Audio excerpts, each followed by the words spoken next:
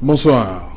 Longtemps critiqué et accusé parfois même de faire le jeu du pouvoir, devant son impossible unité, l'opposition camerounaise a-t-elle finalement compris qu'il est nécessaire de faire bloc devant la présidentielle du 7 octobre qui s'annonce? Maurice Kamto l'a compris, le président du mouvement pour la renaissance du Cameroun annonce la formation d'une coalition des partis d'opposition autour de sa candidature. Des démarches ont été entreprises à cet effet depuis le début de l'année courante. La liste des alliés sera donc rendue publique au lendemain, c'est-à-dire le 8 août prochain, c'est-à-dire la date arrêtée par le Conseil et les CAM pour publier la liste des partants pour l'élection du 7 octobre. Kamto à la présidentielle, municipale et législative pour les autres, madame, monsieur, c'est le fait du jour.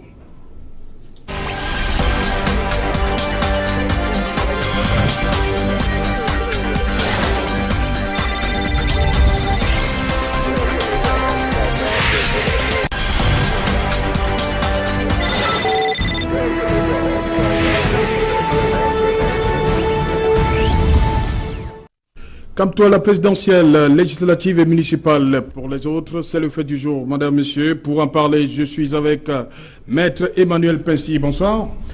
Bonsoir Serge Alain et bonsoir à vos millions de téléspectateurs. J'espère que je serai à la hauteur des attentes.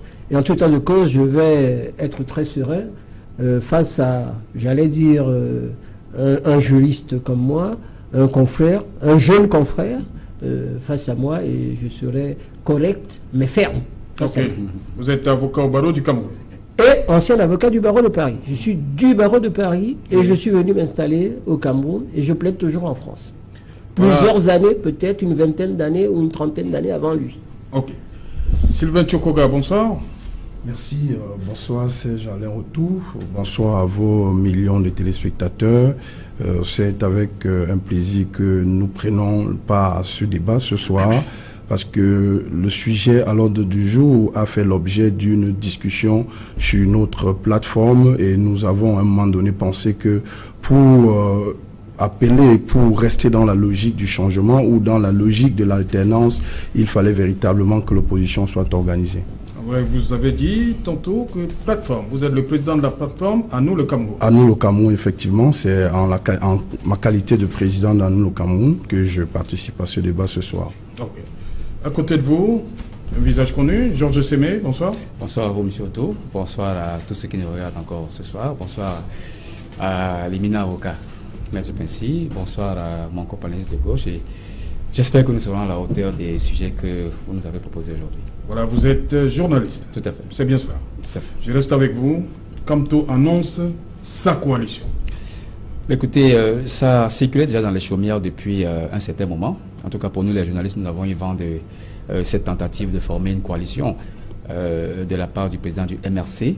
Une coalition qui, certainement, ne va pas fédérer tous les grands partis du Cameroun. Quand je dis grands partis du Cameroun, ce sont les partis qui ont une représentation parlementaire, le SDF, l'UNDP, qui est déjà allié du RDPC, l'UPC et le FSNC, et les autres partis qui forment cette représentation parlementaire. Mais parmi les partis qu'il a rencontrés, il y a le social-démocratique. Bien sûr, il faut... Il a rencontré le secrétaire général du SDF et Joshua aussi. Bien sûr, il a rencontré. Ce sont des démarches qui sont entamées depuis au moins 6 mois aujourd'hui. Oui, il parle du 9 janvier. Voilà, qui n'ont pas été jusqu'aujourd'hui concluantes.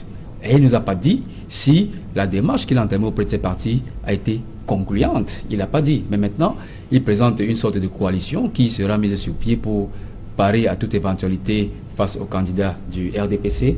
Et vous savez qu'avant cette déclaration, il y a eu plusieurs tentatives de coalition de l'opposition qui n'ont pas germé, qui n'ont pas prospéré. Et aujourd'hui, M. Kamto, dont le parti a moins de 3 ans d'existence, veut déjà fédérer autour de lui tous ces partis de l'opposition afin de former une coalition contre le RDPC.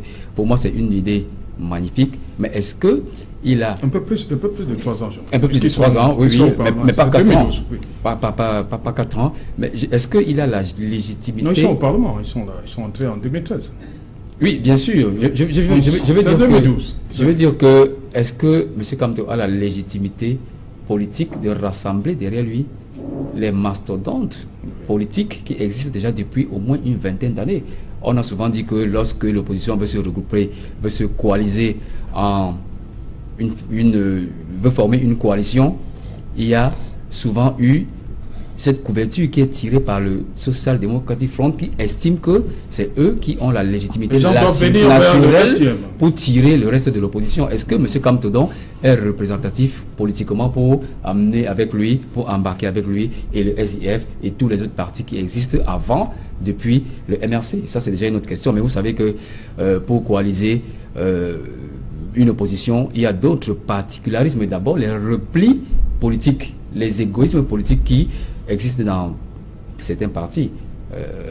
Le MRC est un jeune parti, le SIM ne voudra pas se faire commander par le MRC, c'est évident. L'UPC, qui est un parti historique qui existe depuis 1948, ne voudra pas se faire piloter, par exemple, par le MRC. Donc, je crois qu'il y a ces indicateurs-là qui font que, pour moi, si l'idée est une bonne idée, elle sera techniquement difficile à mettre sur pied. Mais je pense que pour battre le candidat Biya, il faut bien évidemment une coalition de l'opposition pour se présenter le 7 octobre 2018. Maître Pensy, au-delà, Georges Sémé parle de la jeunesse, de la formation politique. Est-ce qu'au-delà de la jeunesse, il n'y a pas l'homme, le président Kamto? Kamto représente quoi au point de vue concret, politiquement? Il faut le dire.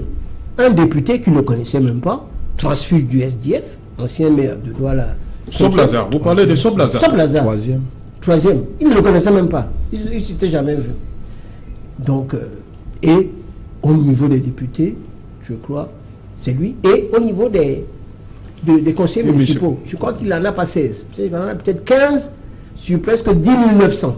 Donc, si vous faites ça par rapport à ce qui se passe concrètement au niveau du terrain, vous voyez qu'il ne représente pas grand-chose. Seulement, c'est vrai qu'il y a quelques licenciés en droit, ces étudiants, ces élèves qui font beaucoup de bruit et qui l'aiment. Et qu'ils ont une stratégie, surtout au niveau du Facebook.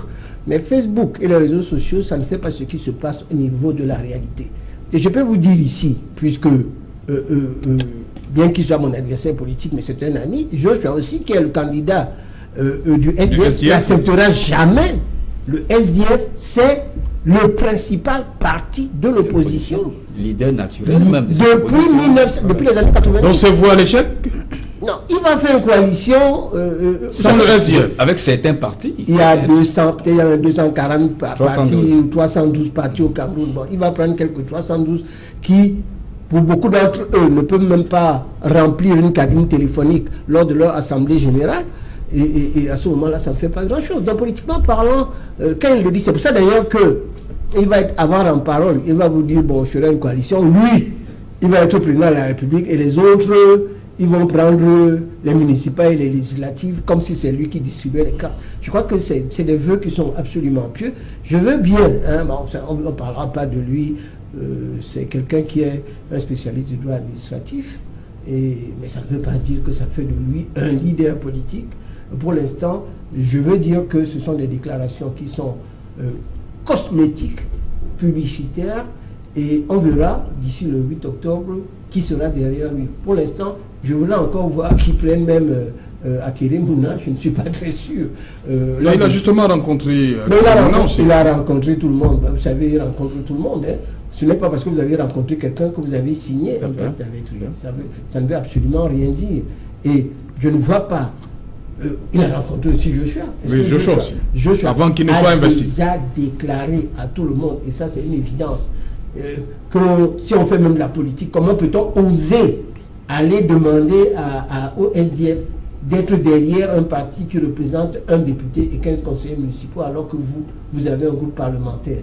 Okay. Donc ça ne fait pas très sérieux. Sylvain Tchokoga, c'est comme ça qu'on devrait percevoir la chose en termes de poids politique? Ou bien c'est l'homme Kamto qu'on devrait suivre? Au-delà de prendre la chose, parce que commencer à analyser ça sur la logique du poids politique ou sur la logique de l'homme, nous voulons dire que l'opposition, avec Kamto y compris, s'est mal prise pour l'élection du 7 octobre, parce que aujourd'hui, il venait annoncer une sorte de coalition qui sera dévoilée le 8 octobre. Le 8. Il me semble que c'est un peu du... Le 8 août. Le 8 août, il me semble que c'est un peu du banditisme politique. politique, parce que si l'opposition était structurellement organisée, je pense que ce serait beaucoup plus avant. La preuve, ils auront sur le terrain c'est que Georges Semi a annoncé tout à l'heure, une question qui renvoie à ce que il ne peut avoir une coalition autour de Maurice Kamto, parce que nous sommes dans un système où le code électoral, pour le moment l'élection est à un tour, une coalition telle que Maurice Kamto veut nous présenter cela aujourd'hui est non et non avenue dans le chéquier politique, parce que l'opposition aurait pu s'organiser, se structurer pour déployer des stratégies de l'alternance. Mais ceci n'est pas le cas. Alors, dit que le 8 août, il y a une probable coalition qui ferait de Kamto le leader, qui peut être le représentant de la force alternative. Je pense que c'est tout, c'est faux. C'est faux parce que l'heure du saupoudrage est terminée en fonction des enjeux, en fonction de la réplique sur le terrain politique. Et nous pensons que ce qui se dit du jour comme de nuit sur ces coalitions-là, il faut que les Camerounais le savent, c'est que ceux qui ont aujourd'hui l'ambition de pouvoir organiser cette opposition, hier, faisaient croire que l'opposition n'existait pas et que l'opposition a des problèmes. Et si aujourd'hui, eux se prononcent ou se présentent comme les messies, cela pose un véritable problème. Et si nous rentrons dans l'élaboration de façon organisée de l'opposition camerounaise, nous allons voir que le SDF va s'opposer systématiquement à cela. L'ego qui se trouve aujourd'hui dans la classe de l'opposition fait de telle enseigne que on n'a pas une opposition stable, on n'a pas une opposition qui a une certaine vision, une vision qui est une véritable force de l'alternance. Et ceci pose un problème du cafouillage politique, ceci pose un problème du banditisme politique. À la limite, on avance les slogans pour plaire et que du jour au lendemain, Maître Pensy le disait, je vous renvoie à l'élection municipale, l'autre à l'élection législative, et moi je vais à la présidentielle. Ça, je pense que c'est un peu du jeu, et il est difficile que cela passe aujourd'hui, ce genre de discours. Justement, Georges Semi, c'est ça qui risque de faire capoter les choses, le fait que il est convoqué, il appelle à cette coalition, et se présente comme le candidat pour la présidentielle, et les autres pour les municipales. J'emploierai pas la terminologie banditisme politique pour qualifier la démarche de M. Kamto, mais je pense quand même que c'est assez prétentieux pour lui d'appeler quand même aux autres. Est-ce que de facto, il sera le candidat je vais me garder de lire dans une boule de cristal. Ce serait vraiment prématuré pour moi de dire s'il sera la tête de proue de cette coalition ou pas, mais je crois qu'il a eu l'idée de la poser sur la table. Il a effectué des démarches pour cela depuis janvier, mais il ne nous a pas dit où en est-on avec ces démarches-là. Bon, peut-être dans les prochains jours, il nous dira si les plus grands partis du Cameroun, ceux qui représentent véritablement une force politique, ont adhéré à sa proposition. Mais je ne pense pas du tout, comme l'a dit Maître Pensy, cette ténor politique qu'on a aujourd'hui. Hier c'était Frondi, aujourd'hui c'est Joshorchi. On a je vais enlever les partis qui sont coalisés avec le RDPC, mais il y a d'autres partis qui représentent quand même des forces politiques importantes dans l'échiquier politique camerounais. Est-ce que ces partis viendront se rallier à M. Kamto? Je ne pense pas. Donc c'est pour ça que je dis que c'est une sorte de prétention politique qui est non seulement pas du tout objective, mais impromptue en l'état actuel du niveau politique de notre pays. Je fais partie de ceux qui pensent quand même que le SDF reste la première formation d'opposition de ce pays, quels qu'en soient les aléas depuis 1990 qui l'ont frappé. Oui. On note quand même également que le MRC se manifeste par une certaine montée en puissance du fait du travail de SAP qui est effectué sur le terrain par M. Kamto. Mais cela ne lui donne pas du tout cette légitimité politique de rassembler autour de lui les partis les plus anciens et qui ont une certaine assise parlementaire mieux que celle du MRC. L'idée est bonne, mais elle devrait encore être mûrie, pas forcément pour que c'est M. Kamto qui soit le leader de cette opposition. On peut s'asseoir autour d'une table et dire, par exemple, que voilà l'idée qui a germé, désignons la personne qui sera à même de faire face au candidat du RDPC. Mais sur le timing politique, il est bon parce que les démarches ont été engagées depuis janvier. Mais maintenant, sur la légitimité politique du MRC à coaliser derrière les autres partis, je crois que ça, c'est un autre débat. Maître Pensy, 2018, c'est un peu trop tôt. Maurice Kamto pourrait penser à ça en 2025, le temps de faire du chemin. Ce n'est pas le jour du vote qu'on commence à faire les pourparlers, les coalitions. Même si c'était 6 mois avant. Je tiens à rappeler que c'est quelque chose d'extraordinaire. Parce que si on regarde les candidats qui sont en place, au niveau, j'allais dire, des diplômes académiques, il semblerait que ce soit Kamto qui soit celui qui a les diplômes le plus élevés. Et encore que à l'époque du président Paul Biya, les diplômes qu'il a eus, je peux le rappeler ici, il a quand même fait Sciences Po, il a un 3e cycle de droit, il a fait la forme, l'école qui était l'ancêtre de l'ENA d'aujourd'hui. Donc c'est quelqu'un qui ENA Paris. ENA Paris, c'est l'ancêtre. Et comme les Mesmer, il y a des personnalités énormes de la France qui ont fait cela. Et donc, au point de vue, en plus son cursus politique, depuis un tel nombre d'années, fait quand même énormément de diplômes. Mais on peut dire qu'au point de vue de la connaissance politique, c'est quelqu'un qui est déjà très loin par rapport à eux.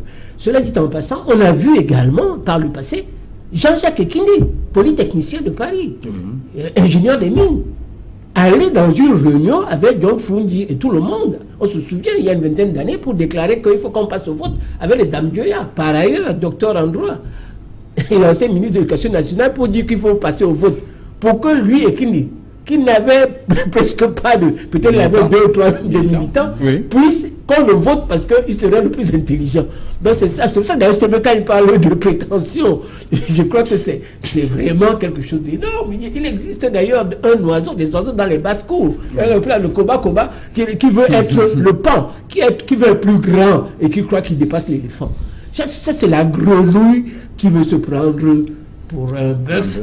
Et là, ça va éclater dans les jours qui suivent.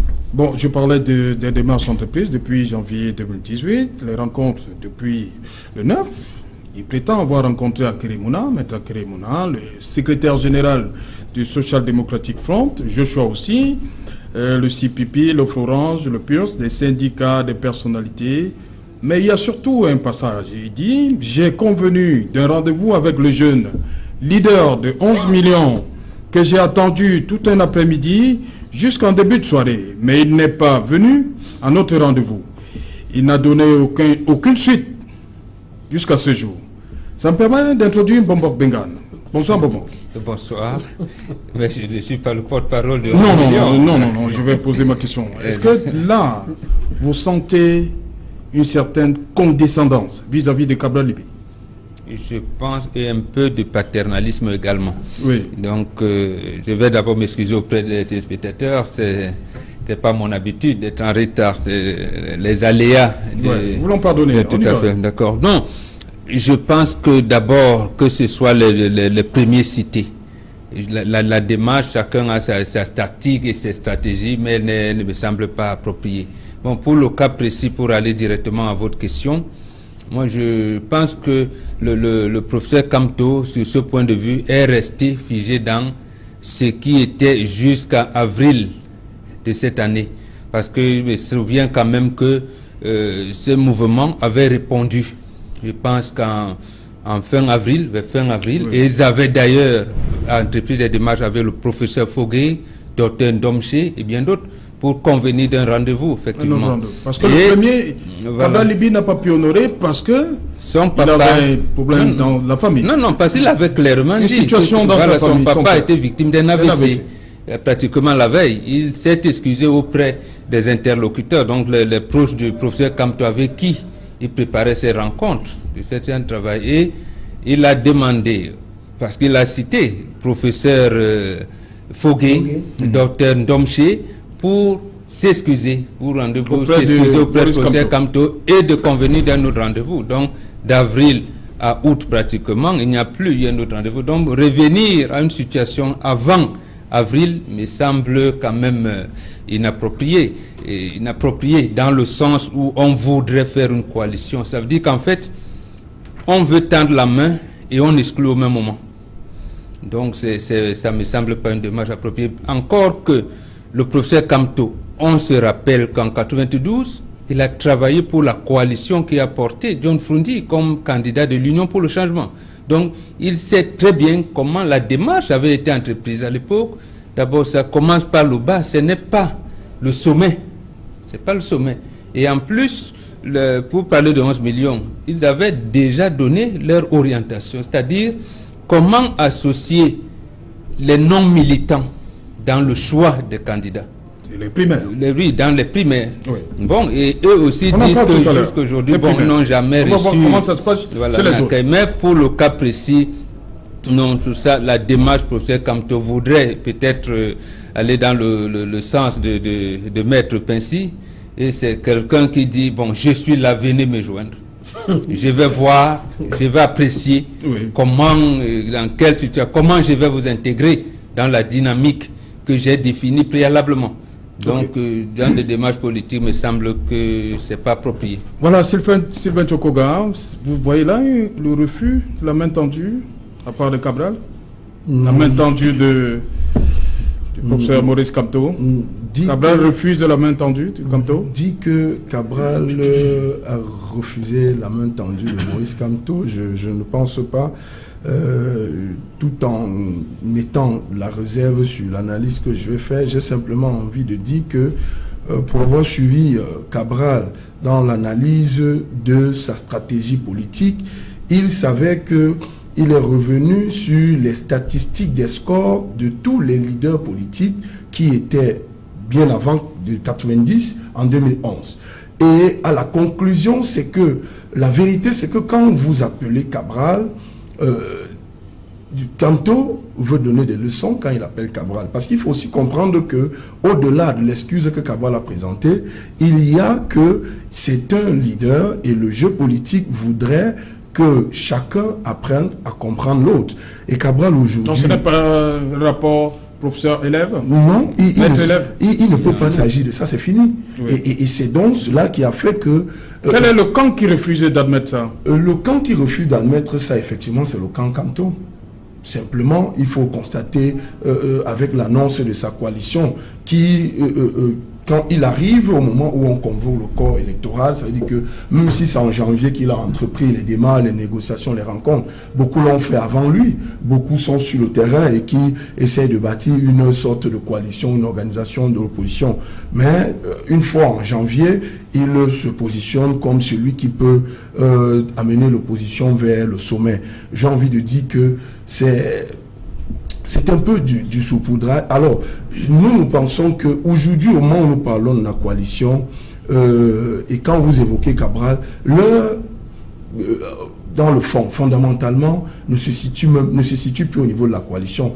Parce que quelles sont les forces de la coalition de l'opposition aujourd'hui? Quelles sont les faiblesses d'une probable coalition aujourd'hui face à une opposition non structurée, non organisée et qui n'a pas véritablement de vision politique à long terme?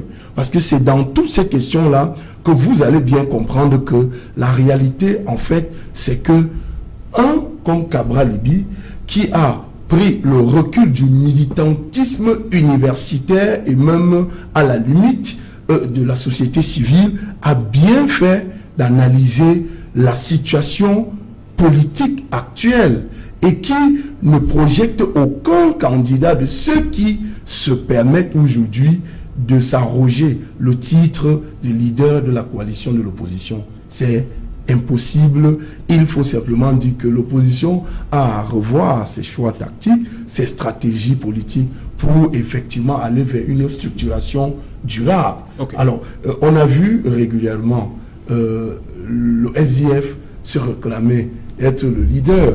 C'est vrai qu'avec des éléments politiques, on peut tout de suite leur attribuer ce rôle-là, ce poste-là. Mais à côté de ça, à côté de cela aussi, ils doivent comprendre que l'air du temps, parce que au moment où nous parlons, il ne faut pas oublier de prendre en compte la régénération politique qui s'inscrit dans l'air du temps. Donc, celui qui peut aujourd'hui donner ou bien fédérer les esprits ou bien faire l'unanimité de la classe de l'opposition et même de la société civile. Mais les sénateurs ont prouvé quand même que le SDF reste le deuxième parti. Dans le contexte. Les sénateurs l'ont prouvé. Aussi facile, c'est le candidat de l'univers. Je le dis en toute... C'est votre avis? Non, oui, c'est mon avis. Ça, si on veut structurer l'opposition, il faut éviter, il faut sortir de l'ego. Il faut que les gens sortent de leur étau, leur costume de que je suis sur le terrain depuis 1990. J'ai 18 députés à l'Assemblée nationale. Oui, mais en 36 ans, vous n'avez pas pu constituer un rapport de force. Et alors aujourd'hui, comment donner des leçons à cette jeunesse qui n'attend de voir qu'il y ait une force alternative. Bon, je reviens à vous.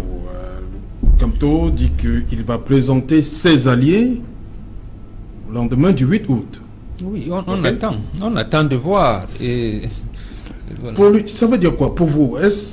Je suis président, on va trouver des postes pour vous, on va vous trouver des éléments pour législatives, c'est ce que ça veut dire? Absolument, ça veut dire d'abord... De facto, il est déjà le candidat unique de cette coalition? C'est cette image qu'il laisse. C'est ce que ça veut dire? Oui, c'est ce que ça veut dire. Parce que pour que les téléspectateurs nous comprennent bien, ça veut dire qu'il vient vous dire, après les entraînements, le coach m'a choisi comme meilleur tireur de pénalty. Donc s'il y a un pénalty qui est au terrain, ne discutez pas, c'est moi le tireur. Voilà, c'est ça qu'il veut dire. Donc en fait, les 11 joueurs sur le terrain vont attendre. Quand il y a un pénalty, bon, ils vont le dire mort. C'est pas une bonne dynamique de toutes les manières. Et ça aurait pu, oui, ça aurait pu, parce que moi je prends toujours ce travail qu'il a, j'allais dire, fondamentalement mené en 1992.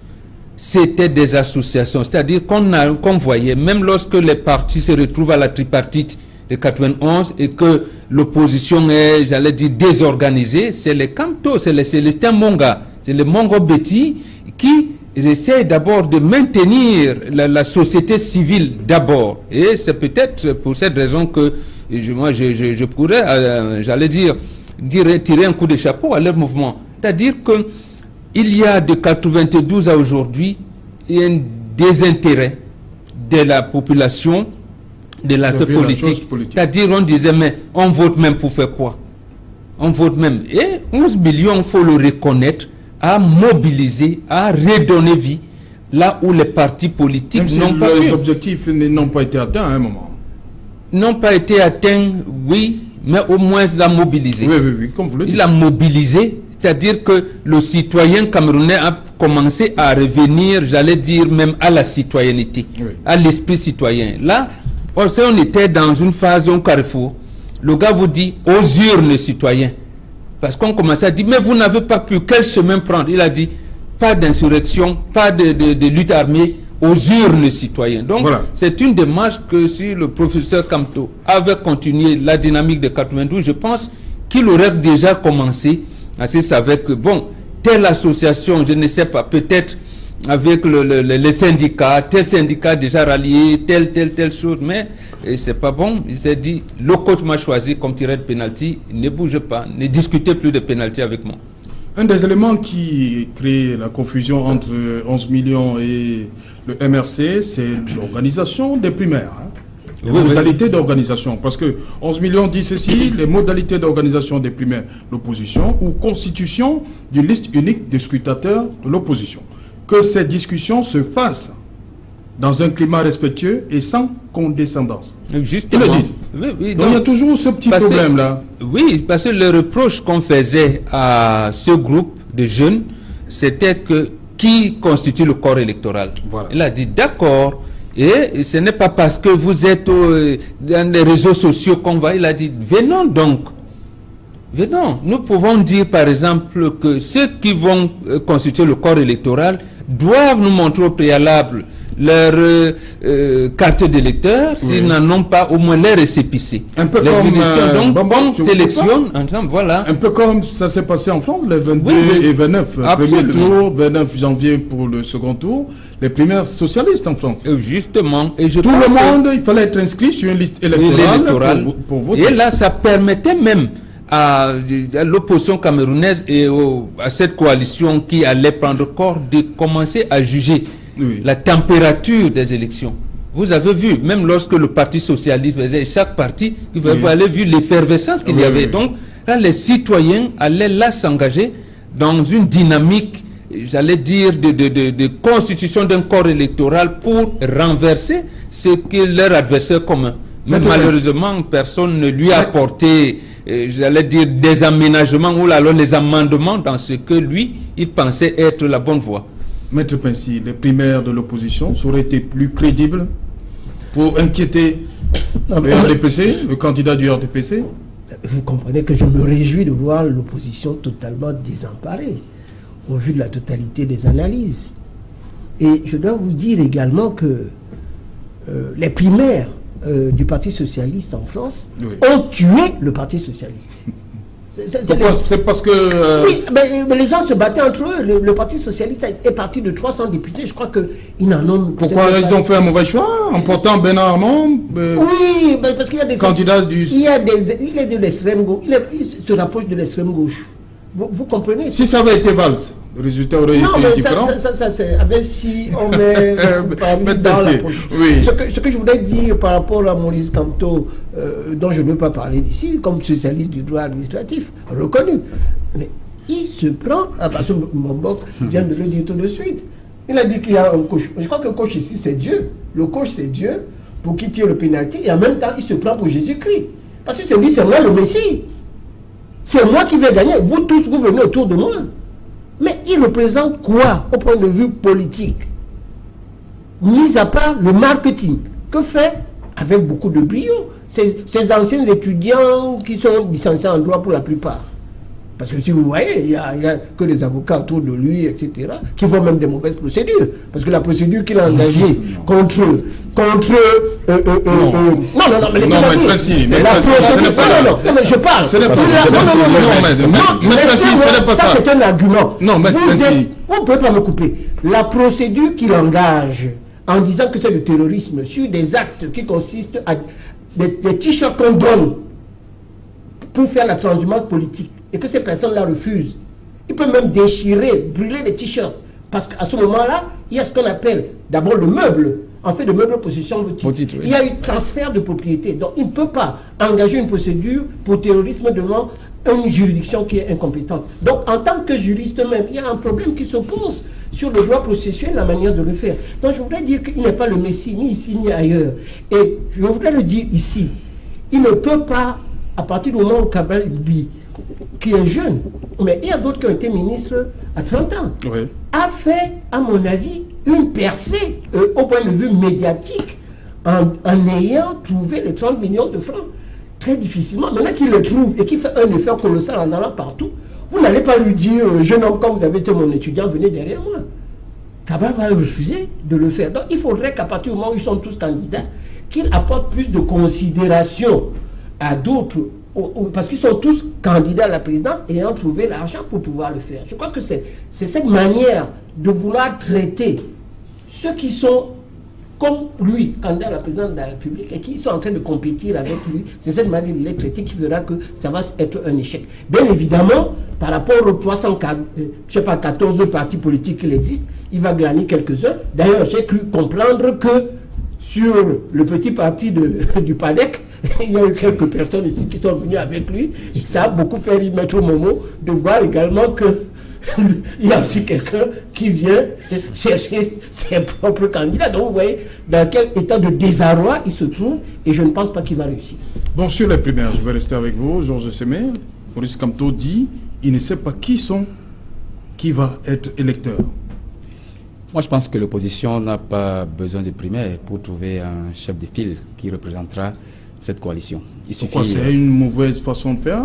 C'est un procédé politique, mais je crois qu'en l'état actuel, on peut toujours expérimenter ça d'une fois, en l'état actuel du temps politique, les primaires rallongeront plutôt les procédures. On peut s'asseoir, trouver un modus vivendi, un accord et désigner un chef de file de cette coalition. Ce sera plus léger. Et je pense que... Désigner comment? Désigner autour d'un consensus, Oui. autour d'un consensus sans passer par les primaires. Parce que passer par les primaires, ça veut dire un processus lourd, des joutes, des discussions qui prendront peut-être un mois. Et en attendant, le candidat du RDPC... Donc c'est tard pour les primaires? C'est déjà tard. Il y a une inconcomitance temporelle déjà. Et un modus vivendi ou bien un accord qui pourrait se faire en 2 semaines, rapidement en 2 semaines, je crois que mettra l'opposition en orbite face au candidat du RDPC. Mais je pense que techniquement, il est très difficile pour cette opposition de se rassembler autour d'un candidat. On attend, moi je suis déjà impatient d'attendre que M. Kamto nous présente les membres de cette coalition le 9, parce que on espère que ce sera peut-être l'UPC de Mme Abiba Issa, qui est quand même un parti qui pèse sur l'échiquier politique national. On espère que ce sera l'UDC de Lamou Dandoya, et pourquoi pas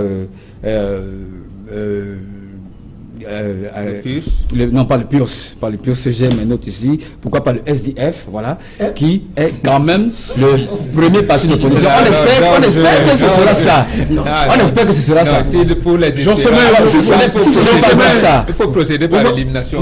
Si ce n'est pas ça, si M. Kamto vient nous présenter donc des partis comme le FUP de Jean Dioga, ou alors l'UFDC d'Amédi Biélé, je crois que ce sera peine perdue, et la coalition là ne fera que pchit, comme l'a dit le président Chirac à une certaine époque. Donc l'idée est très bonne de se coaliser, mais est-ce que c'est techniquement possible? Est-ce qu'on ne perdra pas trop de temps à passer par des primaires? Est-ce que M. Kamto a cette légitimité politique pour rassembler les ténors politiques de ce pays autour d'une coalition? Ça, vraiment, c'est une autre paire de manches. Bon, Jean-Sémé a parlé d'Abiba, de l'UPC tout à l'heure. Elle aussi, elle a entamé des discussions pour une coalition. Oui, elle a entamé des discussions. Je pense donc, que coalition dans la coalition. Je ne sais pas à quoi ça va aboutir, mais je sais quand même qu'il y aura quelques coalitions avant le 7 octobre. Mais il ne faut pas croire que seule la coalition de l'opposition peut détrôner Paul Biya. Ça aussi, il ne faut pas en faire une fixation. Oui. J'ai dit les candidats tels qu'ils sont là. Indépendants. Non, les candidats qui sont là, ils peuvent battre le candidat de la coalition présidentielle. Ah oui? Déjà, lorsque vous regardez dans les bastions du RDPC, que ce soit les régions de l'extrême nord, de l'est, du centre et du sud, il y a des fissures, des populations avec leurs élites et avec la politique menée par ce gouvernement. Comment vous ne pouvez pas penser que, d'abord même au sein du comité central qui ne s'est pas réuni depuis le dernier congrès, et même donc, les gars n'ont pas, on a vu sur les plateaux de télévision, on vous en avait reçu d'ailleurs, le Saint-Éloi Bidoum, en plein cœur de Yaoundé, le délégué de gouvernement est en porte-à-faux avec la mairie de Yaoundé 6, vous dites, vous, on ne veut plus. Bon, voilà. Donc, il faut enlever également cette idée, parce qu'on voudrait, et ça démobilise, on veut dire, puisque l'opposition camerounaise n'arrive pas à s'entendre, donc le président Paul Biya va reprendre. Ce n'est pas vrai. Il faut sortir de ce schéma-là, parce que quelqu'un peut sortir, la fait une bonne campagne, il bat le cabinet avec ce qui se passe d'ailleurs dans les régions du nord-est et du sud-ouest, ou même dans la coalition présidentielle, les militants de l'UNDP ont demandé des comptes à leur président Bello Bouba. Donc, il ne faut pas se leurrer. Moi, je ne suis pas fixé sur la coalition. Si l'opposition, elle est d'ailleurs une nébuleuse, si l'opposition ne coalise pas, Paul Biya va gagner nécessairement, non. Encore que lui, je ne pourrais même pas penser que si sa candidature est retenue, la même opposition peut même demander qu'on invalide sa candidature. La candidature de Paul Biya? Oui. Ah oui. Bon. Oui, il y a raison, j'ai un avocat. L'article 7 de la Constitution, alinéa 4, dit que le président de la République ne peut plus exercer notre fonction publique élective. Oui. Il est président de la République, il est président du RDPC. Moi, je pense que beaucoup de juristes sont d'ailleurs candidats. Oui. Dès que l'ECAM va valider les candidats, et si on valide la candidature du président Biya, là, il faudrait qu'un candidat saisisse le Conseil constitutionnel pour nous dire... président de son parti, quand il est président de la République, il doit démissionner. C'est un débat qui existe depuis. C'est un vrai débat, mais il existe depuis que les élections présidentielles existent. On a un avocat ici, 1982, un brillant universitaire, je cite, Olinga. Bon, vous l'avez dit. Sylvain Tchokoga. Un autre pour terminer.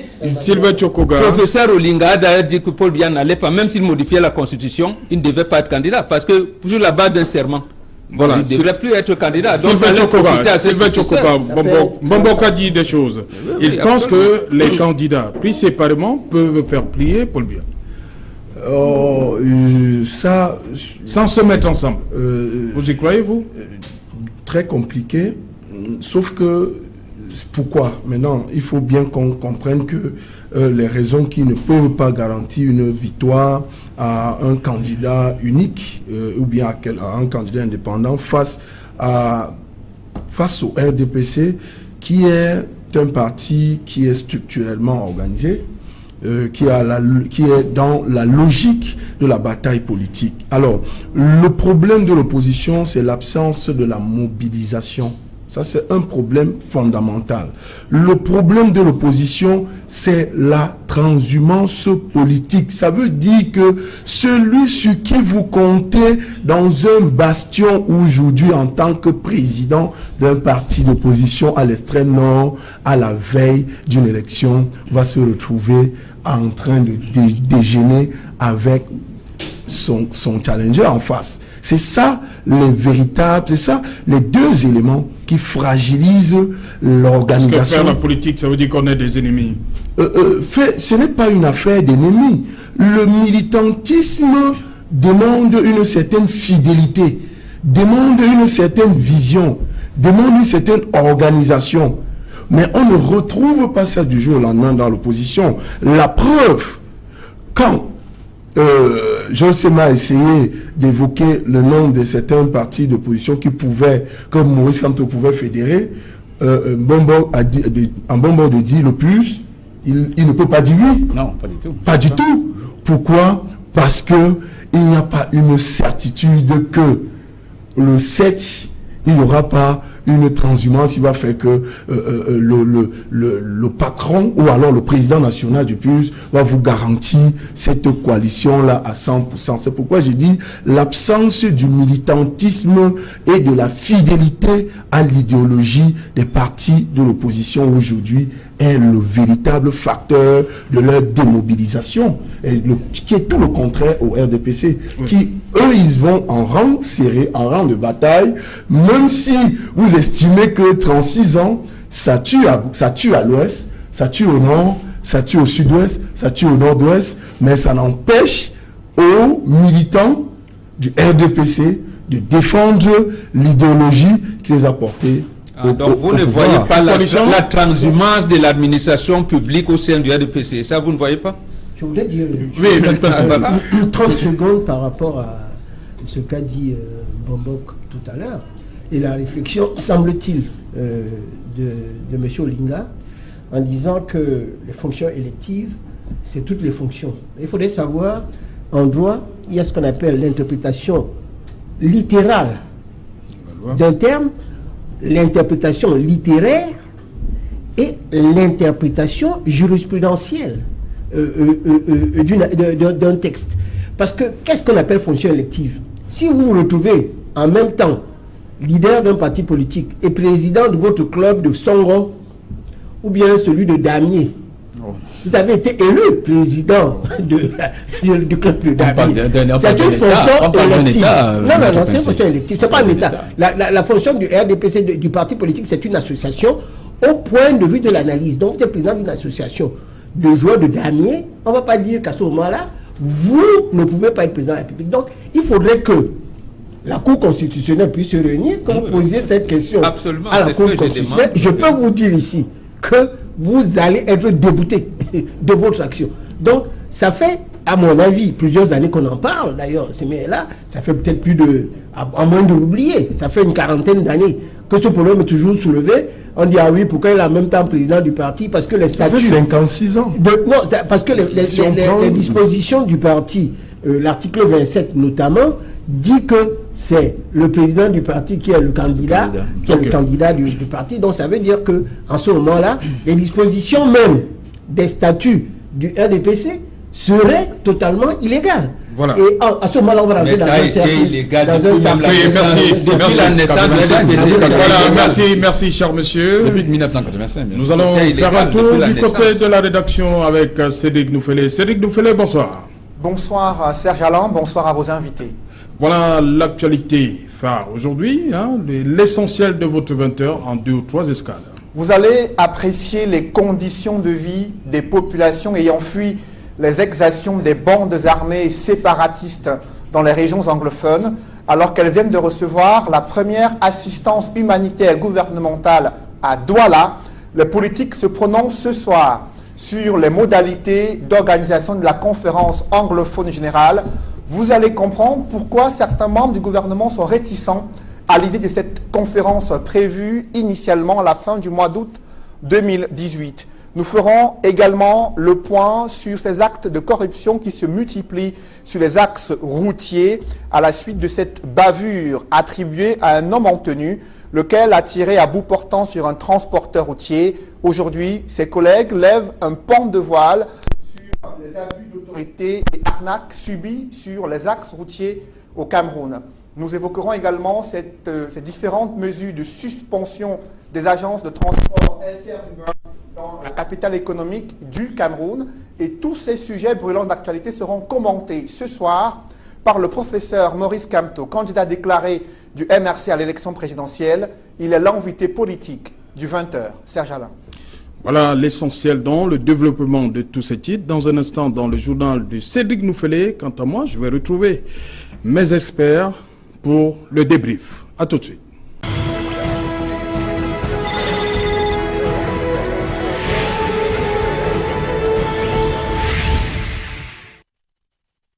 Plateau et qui nous soit, toujours en compagnie de nos experts. Je vais commencer par vous, une fois de plus, Georges Sémé, Maurice Kamto qui dit il n'y aura jamais de candidature, candidat unique de l'opposition, parce que le gouvernement va toujours susciter une autre candidature. Écoutez, on a religieusement suivi le professeur Kamto et je sors de cette écoute assez perplexe parce que il a engagé des démarches pour mettre sur pied cette coalition et il a dit que les démarches étaient assez avancées à certains partis qui ont adhéré à son idée et il y en a d'autres qui sont réticents. Et ensuite, il dit qu'il est difficile de mettre sur pied cette coalition et après, il dit qu'il est impossible. Donc, je sors tout à fait confus face à cette déclaration de Maurice Kamto. Mais je crois qu'il a déjà eu quand même cette bonne idée de soumettre à tous les partis politiques, même ceux qui sont déjà des partenaires politiques du RDPC, de se coaliser autour d'une plateforme d'opposition unique. C'est une bonne idée, mais je crois qu'il y a quand même des contradictions dans son discours et on attend déjà vivement qu'il nous dise toute la vérité sur ce qu'il en est de ces démarches au soir du 8 août, où la liste finale des candidats à la présidentielle sera dévoilée. Confus vous aussi, Maître Pincy? Moi, je ne suis pas déçu, il est égal à lui-même. Confus? Non, il n'a rien apporté. J'ai écouté pendant une demi-heure du verbiage.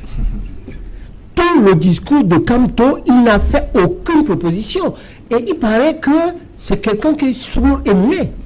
Parce qu'il faut savoir que sur toutes les propositions qu'il a faites, en disant d'envoyer des gens en Nord-Ouest pour discuter avec les populations, le Premier ministre était, le secrétaire général du parti était, des personnalités ressources sont parties, le gouvernement a envoyé des personnes. Et surtout, quand il dit qu'on a rejeté en bloc les déclarations du candidat Touré, c'est faux. Oui. Le gouvernement a accepté des réserves. Des principes, mais a émis des réserves sur les conditions. Le ministre Thierry m'a dit que toutes les initiatives sont les bienvenues. C'est ce que le ministre Thierry m'a dit. C'est ce que lui m'a dit. Donc vous voyez la mauvaise foi de Maurice Kamto qui vient ici avec une arrogance terrible. Et il vient dans un plateau, il voit un confrère plus ancien que lui, il passe. Non, c'est des mauvaises habitudes. C'est cette arrogance de Kamto que les Camerounais n'aiment pas. Maître Pelsi, les téléspectateurs n'ont pas besoin de savoir ce qui s'est passé ici, Maître Pelsi. Ça fait notre cuisine interne, Maître Pelsi. Non, il faut le dire, il est impoli. Il voit très bien que il ne veut pas que Kabal Libi, il ne peut pas aller parce que c'était son ancien étudiant. Donc lui, Maurice Kamto, il ne peut pas. Il se prend déjà pour le président. Tout le monde doit s'aligner derrière lui. Et c'est ça que les gens n'aiment pas. C'est cette arrogance de ce personnage qui n'a rien proposé en une demi-heure. En une demi-heure, qu'on vous offre, combien de minutes ça fait au niveau de la publicité pour votre parti? Moi je l'ai écouté et je sors très déçu. Quand il dit, par exemple, que lui va envoyer une mission, il va envoyer les gens... Les missions de paix. Les missions sont parties, il va toujours faire... il a pris des mesures d'accompagnement, il ne dit pas lesquelles. Tout ce qu'il a dit là, c'est tout simplement ce qu'on appelle en français du verbiage. C'est-à-dire, c'est quelqu'un qui parle bien français, qui a l'air très poli, mais qui au fond ne dit rien. Ça n'intéresse pas les Camerounais. Les Camerounais voudraient quelqu'un qui soit concret dans les mesures et comment il doit travailler. Et c'est cela. Vous avez d'ailleurs remarqué qu'il a eu très peur de prononcer le nom du président Biya, parce que, je vous le dis pourquoi, s'il vit, c'est grâce au président Biya. Le président Biya n'a fait que le payer grassement. Il a reçu 150 millions dans l'affaire avec un cimetière au niveau du Sirdi. Il a reçu beaucoup d'argent, près de 90 millions dans des dossiers pour faire des textes que lui-même, il est ministre délégué. Il a reçu encore d'autres fonds pour faire Bakassi. Sa femme même est inspecteur général et peut-être même membre du parti RDPC. Voilà des contradictions dans lesquelles les Camerounais voient que ce monsieur-là, qui doit tout au président Paul Biya, vient à la télévision et voudrait que l'opposition qui est là depuis des années et qui se bat vienne se coaliser devant quelqu'un qui a travaillé de gouvernement jusqu'à ces dernières années. C'est pour ça qu'il ne passe pas et il passe très mal. Mbamba Mbegane, je vais revenir sur cette déclaration de Maurice Kamto. Ma première sortie en tant que troisième président de la République du Cameroun sera dans les régions nord-ouest et sud-ouest. À aucun moment, Maurice Kamto n'a parlé de la campagne. Pour être élu, il faut aller battre campagne. Est-ce qu'il a pensé aller battre campagne dans ces régions-là? Moi, je me serais attendu il ira là-bas seulement lorsqu'il sera président de la République. Justement, encore que ces populations-là auront du mal à participer au vote. J'attendais qu'ils disent un mot sur les déplacés internes et externes. Il y en a qui on parle déjà de 60 000 au Nigeria. Et sur le plan interne, d'abord, le reportage nous a montré des gens qui sont au PK 27 là-bas. On ne va pas déplacer les bureaux de vote vers eux, parce qu'ils sont inscrits dans des régions où ils sont. Donc, je ne comprends pas. Il faudrait vraiment, les anges et les saints du ciel vont se réunir et vont débrayer le chemin pour que les prochains candidats aillent là-bas. Du moins, j'attends son programme, mais pour le moment, je n'ai compris pas grand-chose sur, j'allais dire, les missions de paix et de rapprochement du Camerounais. Sylvain Tchokoga, vous aussi? Un commentaire sur le passage? Un passage, il faut avouer que dans le cadre de nos travaux, parce que je disais à l'entente que je prends la parole ici en tant que président d'ANU au Cameroun, nous n'avons jusqu'ici, depuis que nous discutons avec tous les leaders de l'opposition, nous avons toujours eu le sentiment que Maurice Kamto, j'ai envie de faire un peu comme lui, Maître Pelsi, pour ne pas prononcer son nom, parce qu'il a été véritablement désagréable. Pour nous qui travaillons pour l'avenir, pour nous qui travaillons pour la pérennisation de l'existence de la citoyenneté du Cameroun, un citoyen, c'est celui-là qui prend d'abord, qui prête attention aux autres. Et avec ce que nous avons vu, ceci nous permet en mes consciences, de dire que, je le disais aujourd'hui, c'est lui qui a fait bien de dire tout à l'heure que il est question pour les Camerounais de choisir un candidat selon son offre politique. Et je pense que la dimension la plus importante dans cette offre politique aujourd'hui, selon l'air du temps, c'est ce que vous proposez pour permettre aux Camerounais de continuer à vivre ensemble de façon dans l'harmonie. Alors, je constate aussi que Maurice Kamto fait du rétropédalage, il n'a pas de précision sur les éléments politiques dont on l'attend là-dessus. Voilà, il parle, il dit pouvoir avoir des solutions qui pourront mettre fin à la crise anglophone, mais il sort d'une interview avec... il sort d'une interview aussi attendue comme celui-ci, sans toutefois préciser. Cela veut dire qu'il connaît des propositions. Et ceci plus loin veut démontrer qu'il ne connaît même pas les régions anglophones. Parce que la simple modestie politique voudrait au moins qu'ils prennent conscience déjà, comme le disait, de pouvoir nous donner des éléments qui puissent garantir les citoyens camerounais dans ces deux régions qui pourront aller voter le 7 octobre. Il ne l'a pas fait.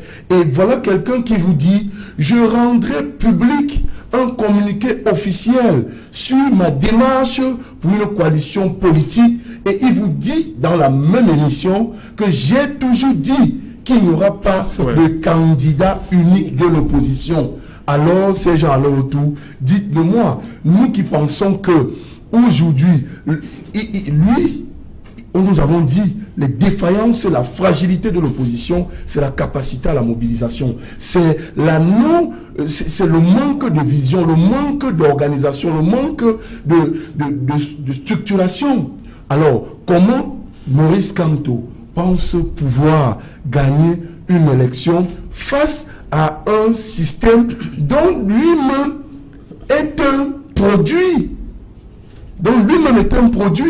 donc il était question aujourd'hui, parce qu'il faut dire, Serge Alain, que j'ai suivi dans le journal le 20h tout à l'heure, le professeur Abbé qui disait, Jean-Baptiste Sipa, qui disait que c'est la population qui est le patron de la République. Alors nous disons ceci, pour aller au marché, vous devez avoir une marchandise. Et pour vendre cette marchandise, vous devez présenter les garanties, l'assurance à l'acheteur ou alors au client. Et dans le cas d'espèce, la marchandise qu'on nous présente, jusqu'ici, nous disons, ne présente aucune assurance, aucune garantie. Ce n'est pas le jour du marché que vous allez inventer le miracle autour de votre produit pour dire que ce n'est pas... l'opposition, y compris le candidat Kamto, vient de démontrer qu'il est compliqué de gagner une élection sans être structuré, sans être organisé. On s'attendrait au moins qu'au sorti d'ici, qu'il nous donne des éléments factuels pour la gouvernance sociale. Surtout qu'il a parlé de la régionalisation. Alors, il a donné un certain nombre de choses. Il a dit que le gouvernement est resté à la sourde oreille. Il a dit qu'il fera une mission de paix, une mission humanitaire. À l'état actuel des choses, tous ces éléments ont déjà été proposés par le gouvernement actuel. Le plan spécial d'urgence humanitaire rentre dans cette logique.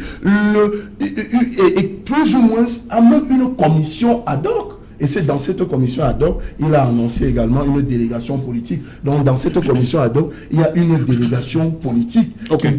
Merci Sylvain Tchokoga. Je vais qu'on sorte par là.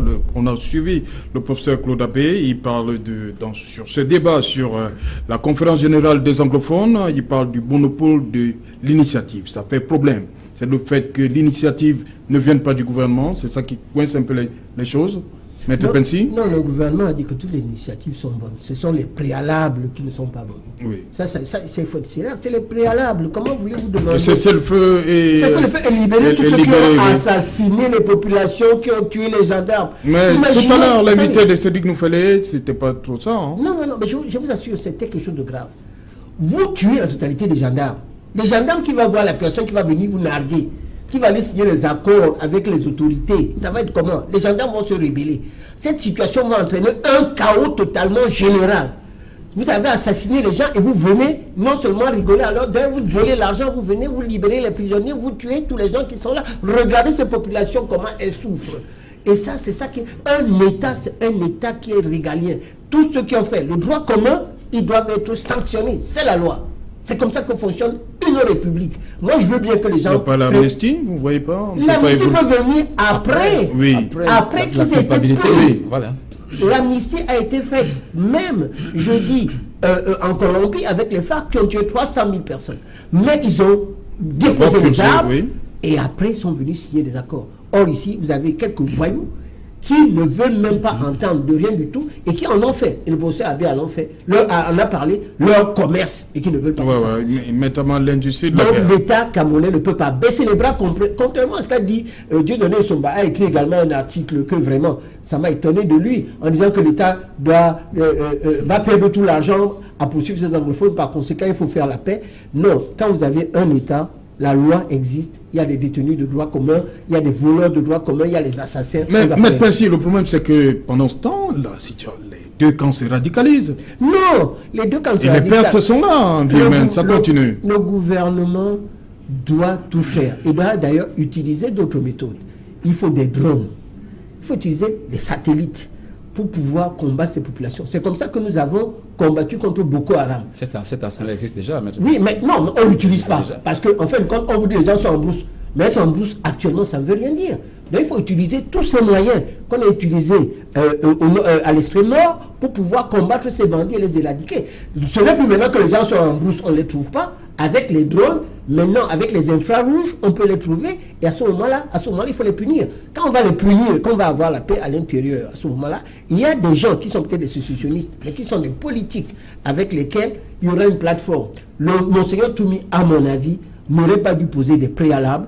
Il allait d'aller dire, nous allons faire une réunion de All England anglophone pour trouver ceux qui feront partie des délégations pour discuter avec le gouvernement. Et quand ils seront dans la discussion en interne avec le gouvernement, il va poser toutes ces questions, même celles-là qui concernent peut-être l'amnistie future.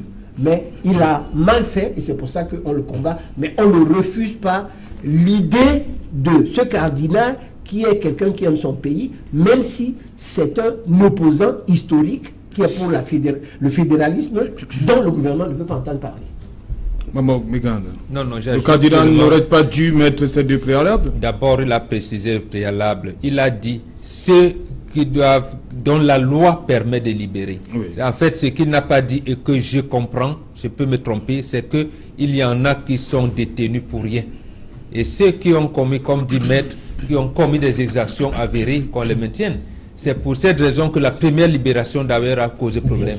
Oui. A causé problème. Donc, il est établi qu'il y en a qui n'ont rien fait, qu'on les libère. C'est tout. Et là, le reste, je pense que ça va décrisper l'atmosphère et la situation va continuer. Jean Semé, et sur le cessez-le-feu, il y a aussi, ça coince de ce côté-là aussi. Mais je crois que nous sommes unanimes d'abord sur les préalables, les préalables de libération. Je crois que nous sommes tous unanimes ici que il faut dire d'abord le droit avant de penser à une éventuelle libération. Oui. Et sur le cessez-le-feu. Et maintenant sur le cessez-le-feu, je pense que il faut que les deux parties prennent langue, parce que le cessez-le-feu n'est pas seulement du côté de la sécession, mais également du côté gouvernemental qui a plus de puissance de feu que l'autre camp. Oui. Donc il faut que ces deux parties acceptent non seulement de cesser le feu, mais également de se cantonner, de se retrancher, de quitter la ligne de front afin de permettre à une éventuelle mobilisation de l'armée dans les casernes, c'est ça? Non, pas dans les casernes, mais il faut séparer les lignes de front d'abord, afin de permettre à ceux qui devraient se mobiliser pour une mission de bons offices de se déployer sur le terrain. Ce n'est que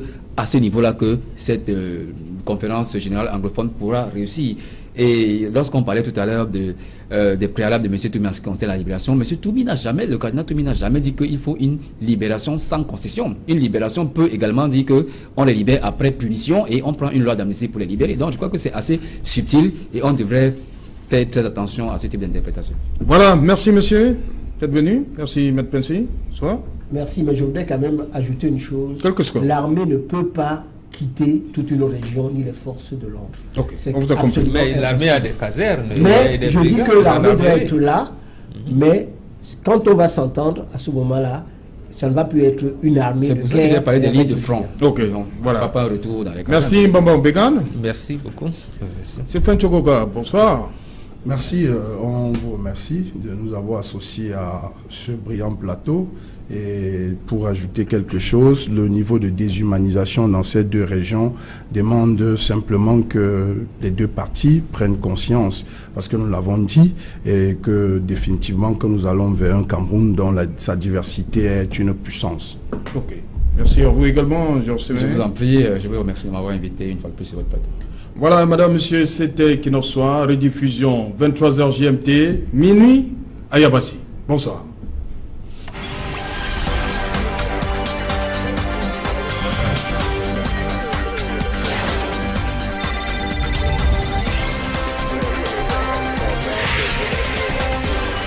La grenouille qui veut se prendre pour un bœuf, et là, ça va éclater dans les jours qui suivent. Bon, je parlais des démarches entreprises depuis janvier 2018, les rencontres depuis le 9. Il prétend avoir rencontré Akeremouna, Maître Akeremouna, le secrétaire général du Social Democratic Front, Joshua aussi, le CPP, le Orange, le PURS, des syndicats, des personnalités. Mais il y a surtout un passage. Il dit « J'ai convenu d'un rendez-vous avec le jeune leader de 11 millions que j'ai attendu tout un après-midi jusqu'en début de soirée. Mais il n'est pas venu à notre rendez-vous. Il n'a donné aucune suite jusqu'à ce jour. » Ça me permet d'introduire Bombok Bengan. Bonsoir Bombok. Bonsoir. Mais je ne suis pas le porte-parole de... Non, je vais poser ma question. Est-ce que là, vous sentez une certaine condescendance vis-à-vis de Cabral Libye? Je pense et un peu de paternalisme également. Oui. Donc, je vais d'abord m'excuser auprès des téléspectateurs. C'est pas mon habitude d'être en retard. C'est les aléas. Vous l'en pardonnez. Tout à fait, d'accord. Non, je pense que d'abord, que ce soit les premiers cités. La démarche, chacun a sa tactique et ses stratégies, mais ne me semble pas appropriée. Bon, pour le cas précis, pour aller directement à votre question, moi je pense que le professeur Kamto, sur ce point de vue, est resté figé dans ce qui était jusqu'à avril de cette année. Parce que je me souviens quand même que ce mouvement avait répondu. Je pense qu'en fin avril, oui. Et ils avaient d'ailleurs entrepris des démarches avec le professeur Fogué, Dr Ndomché et bien d'autres, pour convenir d'un rendez-vous, effectivement. Parce que le premier, Cabral Libye n'a pas pu honorer parce que son papa avait un problème dans la famille. Non, parce qu'il avait clairement dit que son papa a été victime d'un AVC. Pratiquement la veille, il s'est excusé auprès des interlocuteurs, donc les proches du professeur Kamto avec qui il préparait ses rencontres de cet travail. Et il a demandé, parce qu'il a cité professeur Fogué, docteur Ndomché, pour s'excuser, auprès du professeur Kamto et de convenir d'un autre rendez-vous. Donc, d'avril à août pratiquement, il n'y a plus eu un autre rendez-vous. Donc, revenir à une situation avant avril me semble quand même inapproprié. Inapproprié dans le sens où on voudrait faire une coalition. Ça veut dire qu'en fait, on veut tendre la main et on exclut au même moment. Donc, ça ne me semble pas une démarche appropriée. Encore que le professeur Kamto, on se rappelle qu'en 1992, il a travaillé pour la coalition qui a porté John Frundi comme candidat de l'Union pour le changement. Donc, il sait très bien comment la démarche avait été entreprise à l'époque. D'abord, ça commence par le bas, ce n'est pas le sommet. C'est pas le sommet. Et en plus, pour parler de 11 millions, ils avaient déjà donné leur orientation, c'est-à-dire comment associer les non-militants dans le choix des candidats. Les primaires. Oui, dans les primaires. Oui. Bon, et eux aussi disent que jusqu'aujourd'hui, ils n'ont jamais reçu. Comment ça se passe chez les autres. Mais pour le cas précis, non, tout ça, la démarche professeur Kamto voudrait peut-être aller dans le sens de Maître Pincy. Et c'est quelqu'un qui dit, bon, je suis là, venez me joindre. Je vais voir, je vais apprécier comment, dans quelle situation, comment je vais vous intégrer dans la dynamique que j'ai définie préalablement. Donc, dans des démarches politiques, il me semble que ce n'est pas approprié. Voilà, Sylvain Tchokoga, vous voyez là le refus, la main tendue, à part de Cabral, la main tendue du professeur Maurice Kamto. Cabral refuse la main tendue de Kamto. Dit que Cabral a refusé la main tendue de Maurice Kamto. Je ne pense pas, tout en mettant la réserve sur l'analyse que je vais faire, j'ai simplement envie de dire que pour avoir suivi Cabral dans l'analyse de sa stratégie politique, il savait que il est revenu sur les statistiques des scores de tous les leaders politiques qui étaient bien avant de 90 en 2011. Et à la conclusion, c'est que la vérité, c'est que quand vous appelez Cabral, Kamto veut donner des leçons quand il appelle Cabral. Parce qu'il faut aussi comprendre que, au-delà de l'excuse que Cabral a présentée, il y a que c'est un leader et le jeu politique voudrait que chacun apprenne à comprendre l'autre. Et Cabral aujourd'hui... Donc ce n'est pas un rapport professeur-élève? Non, il ne peut pas s'agir de ça, c'est fini. Oui. Et c'est donc cela qui a fait que... Quel est le camp qui refuse d'admettre ça? Le camp qui refuse d'admettre ça, effectivement, c'est le camp Kamto. Simplement, il faut constater avec l'annonce de sa coalition qui... quand il arrive au moment où on convoque le corps électoral, ça veut dire que même si c'est en janvier qu'il a entrepris les démarches, les négociations, les rencontres, beaucoup l'ont fait avant lui, beaucoup sont sur le terrain et qui essaient de bâtir une sorte de coalition, une organisation de l'opposition. Mais une fois en janvier, il se positionne comme celui qui peut amener l'opposition vers le sommet. J'ai envie de dire que c'est un peu du saupoudrage. Alors, nous pensons qu'aujourd'hui, au moment où nous parlons de la coalition, et quand vous évoquez Cabral, dans le fond, fondamentalement, ne se situe plus au niveau de la coalition. Parce que quelles sont les forces de la coalition de l'opposition aujourd'hui? Quelles sont les faiblesses d'une probable coalition aujourd'hui face à une opposition non structurée, non organisée et qui n'a pas véritablement de vision politique à long terme? Parce que c'est dans toutes ces questions-là que vous allez bien comprendre que la réalité, en fait, c'est que comme Cabral Libye, qui a pris le recul du militantisme universitaire et même à la limite de la société civile, a bien fait d'analyser la situation politique actuelle et qui ne projette aucun candidat de ceux qui se permettent aujourd'hui de s'arroger le titre de leader de la coalition de l'opposition. C'est impossible. Il faut simplement dire que l'opposition a à revoir ses choix tactiques, ses stratégies politiques pour effectivement aller vers une structuration durable. Okay. Alors, on a vu régulièrement le SDF se réclamer être le leader. C'est vrai qu'avec des éléments politiques, on peut tout de suite leur attribuer ce rôle-là, ce poste-là. Mais à côté de ça, à côté de cela aussi, ils doivent comprendre que l'air du temps, parce que au moment où nous parlons, il ne faut pas oublier de prendre en compte la régénération politique qui s'inscrit dans l'air du temps. Donc, celui qui peut aujourd'hui donner ou bien fédérer les esprits ou bien faire l'unanimité de la classe de l'opposition et même de la société civile. Mais les sénateurs ont prouvé quand même que le SDF reste le deuxième parti. C'est dans le contexte. Aussi facile, c'est le candidat de l'univers. Je le dis en toute... C'est votre avis? Non, oui, c'est mon avis. Ça, si on veut structurer l'opposition, il faut éviter, il faut sortir de l'ego. Il faut que les gens sortent de leur étau, leur costume de que je suis sur le terrain depuis 1990. J'ai 18 députés à l'Assemblée nationale.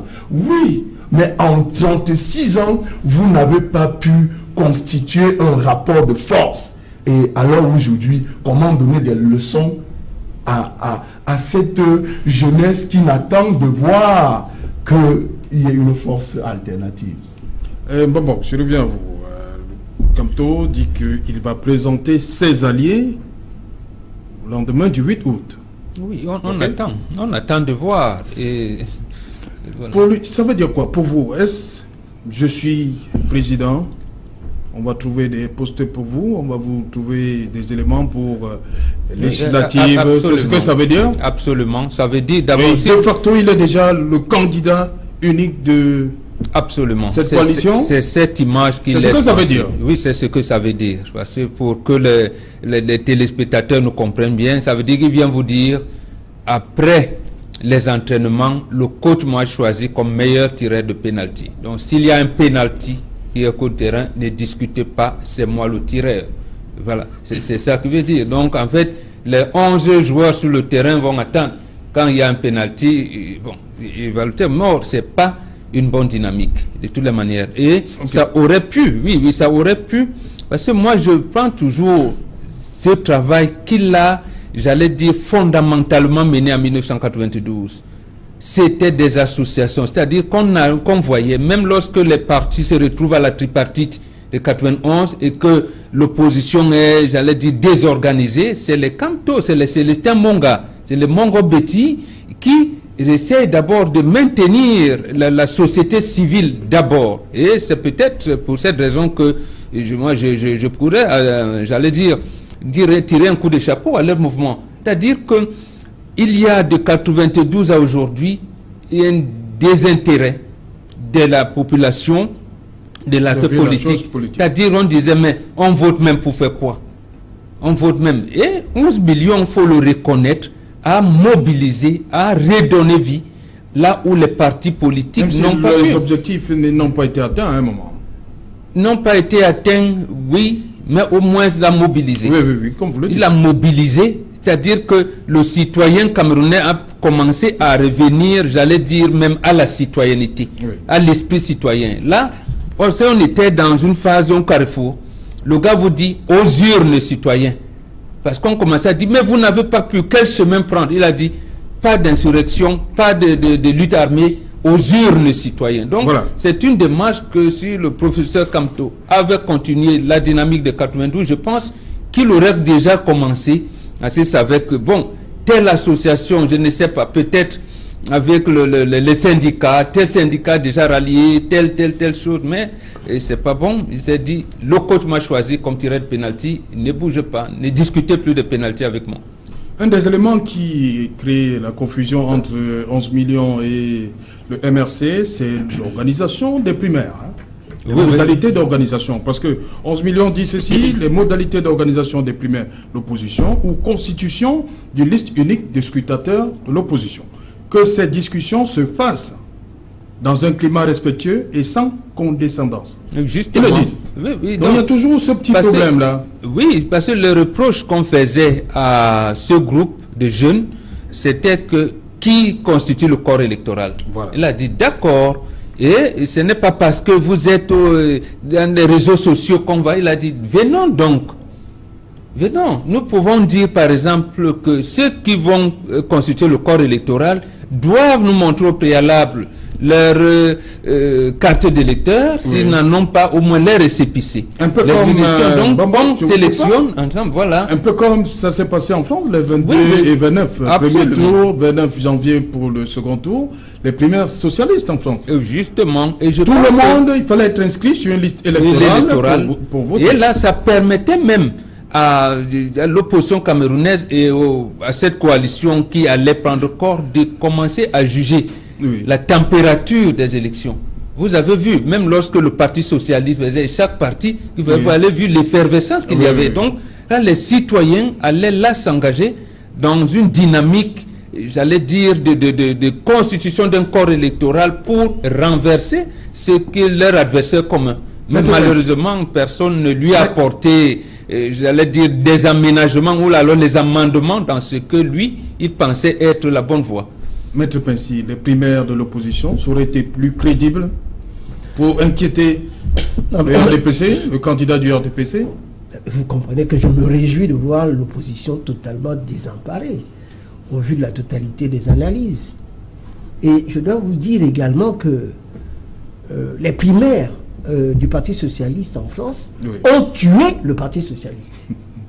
Pourquoi? C'est parce que... Oui, mais les gens se battaient entre eux. Le Parti Socialiste est parti de 300 députés. Je crois qu'ils n'en ont... Pourquoi ils ont fait un mauvais choix en portant Bernard Armand Oui, parce qu'il y a des... candidats du... Il est de l'extrême gauche. Il se rapproche de l'extrême gauche.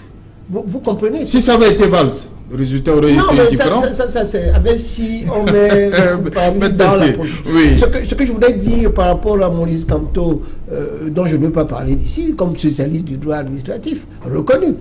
Mais il se prend, parce que Mbok vient de le dire tout de suite. Il a dit qu'il y a un coach. Je crois que le coach ici, c'est Dieu. Le coach, c'est Dieu, pour qui tire le pénalty, et en même temps, il se prend pour Jésus-Christ. Parce que c'est lui, c'est moi le Messie. C'est moi qui vais gagner. Vous tous, vous venez autour de moi.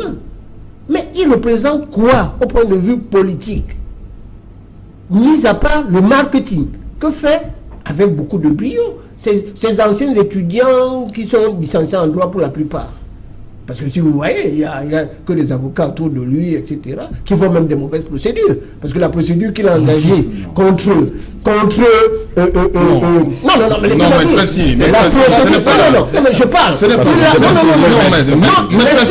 Ça, c'est un argument. Non, mais vous ne pouvez pas me couper. La procédure qu'il engage en disant que c'est le terrorisme sur des actes qui consistent à des t-shirts qu'on donne pour faire la transhumance politique, et que ces personnes-là refusent. Ils peuvent même déchirer, brûler les t-shirts. Parce qu'à ce moment-là, il y a ce qu'on appelle d'abord le meuble. En fait, de meuble possession de titre. Il y a eu transfert de propriété. Donc, il ne peut pas engager une procédure pour terrorisme devant une juridiction qui est incompétente. Donc, en tant que juriste même, il y a un problème qui se pose sur le droit processuel, la manière de le faire. Donc, je voudrais dire qu'il n'est pas le Messie, ni ici, ni ailleurs. Et je voudrais le dire ici.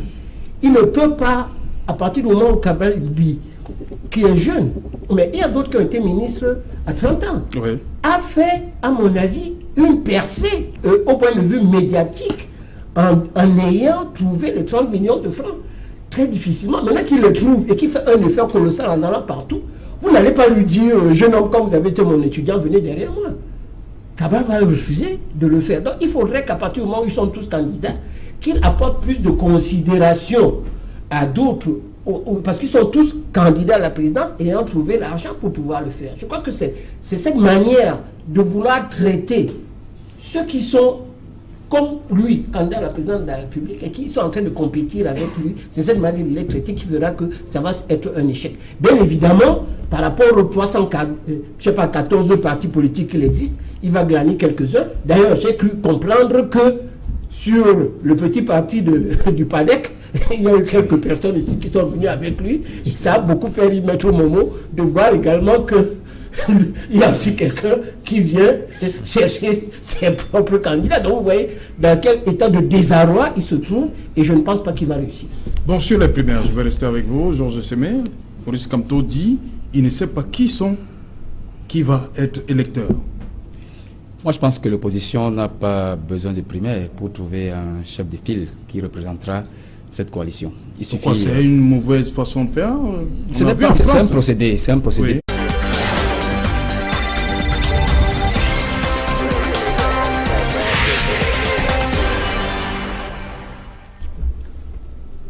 Bonsoir.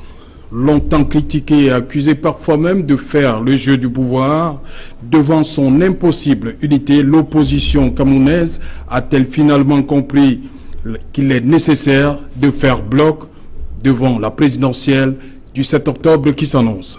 Maurice Kamto l'a compris, le président du mouvement pour la renaissance du Cameroun annonce la formation d'une coalition des partis d'opposition autour de sa candidature. Des démarches ont été entreprises à cet effet depuis le début de l'année courante.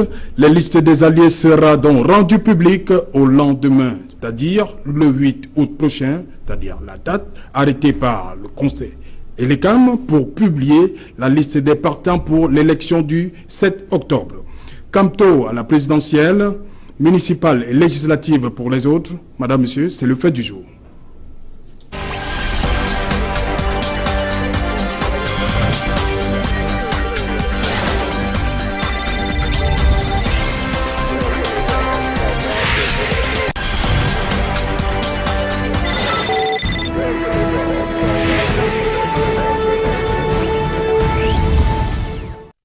Quant à la présidentielle, législative et municipale, pour les autres, c'est le fait du jour. Madame, Monsieur, pour en parler, je suis avec Maître Emmanuel Pincy. Bonsoir.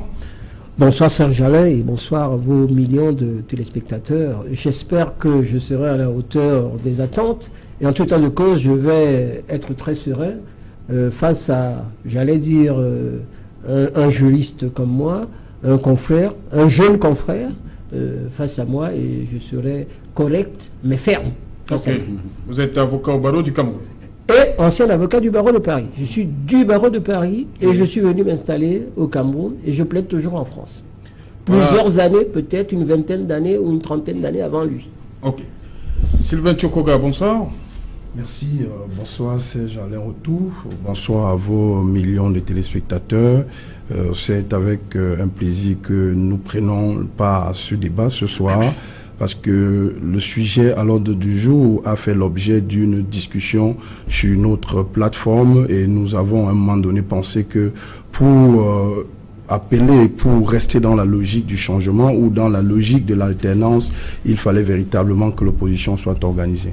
Ouais, vous avez dit tantôt que plateforme, vous êtes le président de la plateforme À nous le Cameroun. À nous le Cameroun, effectivement, c'est en ma qualité de président d'À nous le Cameroun que je participe à ce débat ce soir. Ok. À côté de vous, un visage connu, Georges Sémé, bonsoir. Bonsoir à vous, M. Otto. Bonsoir à tous ceux qui nous regardent encore ce soir. Bonsoir à l'éminent avocat, M. Pincy. Bonsoir à mon compagnonniste de gauche. Et j'espère que nous serons à la hauteur des sujets que vous nous avez proposés aujourd'hui. Voilà, vous êtes journaliste. Tout à fait. C'est bien cela. Tout à fait. Je reste avec vous. Camto annonce sa coalition. Écoutez, ça circulait déjà dans les chaumières depuis un certain moment. En tout cas, pour nous, les journalistes, nous avons eu vent de cette tentative de former une coalition de la part du président du MRC. Une coalition qui, certainement, ne va pas fédérer tous les grands partis du Cameroun. Quand je dis grands partis du Cameroun, ce sont les partis qui ont une représentation parlementaire, le SDF, l'UNDP, qui est déjà allié du RDPC, l'UPC et le FSNC, et les autres partis qui forment cette représentation parlementaire. Mais parmi les partis qu'il a rencontrés, il y a le social-démocratique Front. Bien sûr, il qu'il a rencontré le secrétaire général du SDF et Joshua aussi. Bien sûr, il a rencontré. Ce sont des démarches qui sont entamées depuis au moins 6 mois aujourd'hui. Oui, il parle du 9 janvier. Voilà, qui n'ont pas été jusqu'aujourd'hui concluantes. Et il ne nous a pas dit si la démarche qu'il a entamée auprès de ces partis a été concluante. Il n'a pas dit. Mais maintenant, il présente une sorte de coalition qui sera mise sur pied pour parer à toute éventualité face aux candidats du RDPC. Et vous savez qu'avant cette déclaration, il y a eu plusieurs tentatives de coalition de l'opposition qui n'ont pas germé, qui n'ont pas prospéré. Et aujourd'hui, M. Camto, dont le parti a moins de 3 ans d'existence, veut déjà fédérer autour de lui tous ces partis de l'opposition afin de former une coalition contre le RDPC. Pour moi, c'est une idée magnifique, mais est-ce qu'il a... Un peu plus de 3 ans. Un peu plus de 3 ans, oui, mais pas 4 ans. Pas 4 ans. Mais est-ce qu'il a la légitimité... Non, ils sont au Parlement, ils sont entrés en 2013. Oui, bien sûr. Je veux dire que est-ce que M. Camto a la légitimité politique de rassembler derrière lui les mastodontes politiques qui existent déjà depuis au moins une vingtaine d'années. On a souvent dit que lorsque l'opposition veut se regrouper, veut se coaliser, veut former une coalition, il y a souvent eu cette couverture qui est tirée par le Social Democratic Front qui estime que c'est eux qui ont la légitimité naturelle pour tirer le reste de l'opposition. Est-ce que M. Camtodon est représentatif politiquement pour amener avec lui, pour embarquer avec lui et le SDF et tous les autres partis qui existent avant, depuis le MRC? Ça, c'est déjà une autre question. Mais vous savez que pour coaliser une opposition, il y a d'autres particularismes. D'abord, les replis politiques, les égoïsmes politiques qui existent dans certains partis.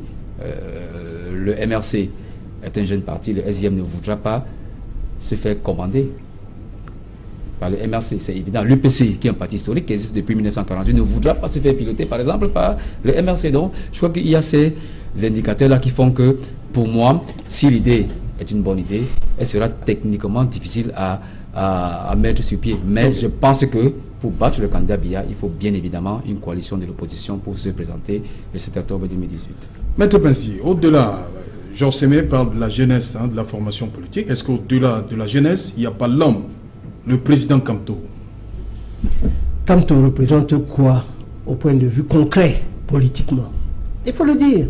Un député qui ne connaissait même pas, transfuge du SDF, ancien maire de Douala. Soblazar, vous parlez de Soblazar. Soblazar. Troisième. Il ne le connaissait même pas. Il ne s'était jamais vu. Donc, et au niveau des députés, je crois, c'est lui. Et au niveau des conseillers municipaux, je crois qu'il n'en a pas 16. Il en a peut-être 15 sur presque 10 900. Donc, si vous faites ça par rapport à ce qui se passe concrètement au niveau du terrain, vous voyez qu'il ne représente pas grand-chose.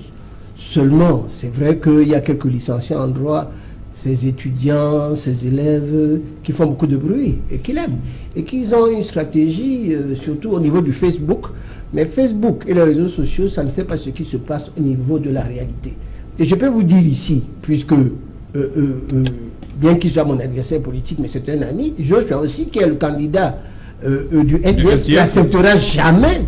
Le SDF, c'est le principal parti de l'opposition. Leader naturel même de cette opposition. Depuis les années 80. Donc c'est vous à l'échec? Non, il va faire une coalition sans le SDF. Avec certains partis. Il y a 200, peut-être il y a 240 partis, 312 partis au Cameroun. Bon, il va prendre quelques 312 qui, pour beaucoup d'entre eux, ne peuvent même pas remplir une cabine téléphonique lors de leur assemblée générale. Et à ce moment-là, ça ne fait pas grand-chose. Donc, politiquement parlant, quand il le dit, c'est pour ça d'ailleurs qu'il va être avant en parole, il va vous dire, bon, je ferai une coalition. Lui, il va être président de la République et les autres, ils vont prendre les municipales et les législatives comme si c'est lui qui distribuait les cartes. Je crois que c'est des vœux qui sont absolument pieux. Je veux bien, hein, bon, on ne parlera pas de lui, c'est quelqu'un qui est un spécialiste du droit administratif. Mais ça ne veut pas dire que ça fait de lui un politique. Mais je crois qu'en l'état actuel, on peut toujours expérimenter ça une fois, en l'état actuel du temps politique, les primaires rallongeront plutôt les procédures. On peut s'asseoir, trouver un modus vivendi, un accord et désigner un chef de file de cette coalition. Ce sera plus léger. Et je pense que... Désigner comment? Désigner autour d'un consensus, oui. Autour d'un consensus sans passer par les primaires. Parce que passer par les primaires, ça veut dire un processus lourd, des joutes, des discussions qui prendront peut-être un mois. Et en attendant, le candidat du RDPC... Donc c'est tard pour les primaires? C'est déjà tard. Il y a une inconcomitance temporelle déjà. Et un modus vivendi ou bien un accord qui pourrait se faire en 2 semaines, rapidement en 2 semaines, je crois que mettra l'opposition en orbite face au candidat du RDPC. Mais je pense que techniquement, il est très difficile pour cette opposition de se rassembler autour d'un candidat. On attend, moi je suis déjà impatient d'attendre que M. Kamto nous présente les membres de cette coalition le 9, parce que on espère que ce sera peut-être l'UPC de Mme Habiba Issa, qui est quand même un parti qui pèse sur l'échiquier politique national. On espère que ce sera l'UDC de Lamou Dandoya, et pourquoi pas non pas le PURS CG, mais notre ici, pourquoi pas le SDF, voilà, qui est quand même le premier parti d'opposition. On espère que ce sera ça. On espère que ce sera ça. Si il faut procéder par l'élimination. Si ce n'est pas ça, si M. Kamto vient nous présenter donc des partis comme le FUC de Jean Dioga, ou alors l'UFDC d'Amélie Biélé, je crois que ce sera peine perdue, et la coalition là ne fera que pchit, comme l'a dit le président Chirac à une certaine époque. Donc l'idée est très bonne de se coaliser, mais est-ce que c'est techniquement possible? Est-ce qu'on ne perdra pas trop de temps à passer par des primaires? Est-ce que M. Kamto a cette légitimité politique pour rassembler les ténors politiques de ce pays autour d'une coalition? Ça, vraiment, c'est une autre paire de manches. Bon, Georges Sémé a parlé d'Abiba, de l'UPC tout à l'heure. Elle aussi, elle a entamé des discussions pour une coalition. Oui, elle a entamé des discussions. Je pense donc, que coalition dans la coalition. Je ne sais pas à quoi ça va aboutir, mais je sais quand même qu'il y aura quelques coalitions avant le 7 octobre. Mais il ne faut pas croire que seule la coalition de l'opposition peut détrôner Paul Biya. Ça aussi, il ne faut pas, en faire une fixation. Oui. J'ai dit les candidats tels qu'ils sont là. Indépendants. Non, les candidats qui sont là, ils peuvent battre le candidat de la coalition présidentielle. Ah oui? Déjà, lorsque vous regardez dans les bastions du RDPC, que ce soit les régions de l'extrême nord, de l'est, du centre et du sud, il y a des fissures, des populations avec leurs élites et avec la politique menée par ce gouvernement. Comment vous ne pouvez pas penser que, d'abord même au sein du comité central qui ne s'est pas réuni depuis le dernier congrès de l'Union, et même donc que les gars n'ont pas, on a vu sur les plateaux de télévision, on vous en avait reçu d'ailleurs, le Saint-Éloi Bidoum, en plein cœur de Yaoundé, le délégué de gouvernement est en porte-à-faux avec la mairie de Yaoundé 6, vous dites, vous, on ne veut plus. Bon, voilà. Donc, il faut enlever également cette idée, parce qu'on voudrait, et ça démobilise, on vous dit, puisque l'opposition camerounaise n'arrive pas à s'entendre, donc le président Paul Biya va reprendre. Ce n'est pas vrai. Il faut sortir de ce schéma-là. Parce que quelqu'un peut sortir, il a fait une bonne campagne, il bat le cabinet avec ce qui se passe d'ailleurs dans les régions du nord-est et du sud-ouest, ou même dans la coalition présidentielle, les militants de l'UNDP ont demandé des comptes à leur président Bello Bouba. Donc, il ne faut pas se leurrer. Moi, je ne suis pas fixé sur la coalition. Si l'opposition, elle est d'ailleurs nébuleuse, si l'opposition ne coalise pas, Paul Biya va gagner nécessairement, non. Encore que lui, je pourrais même pas penser que si sa candidature est retenue, la même opposition peut même demander qu'on invalide sa candidature. La candidature de Paul Biya? Oui. Ah oui. Bon. Oui, il a raison, mais j'ai un avocat.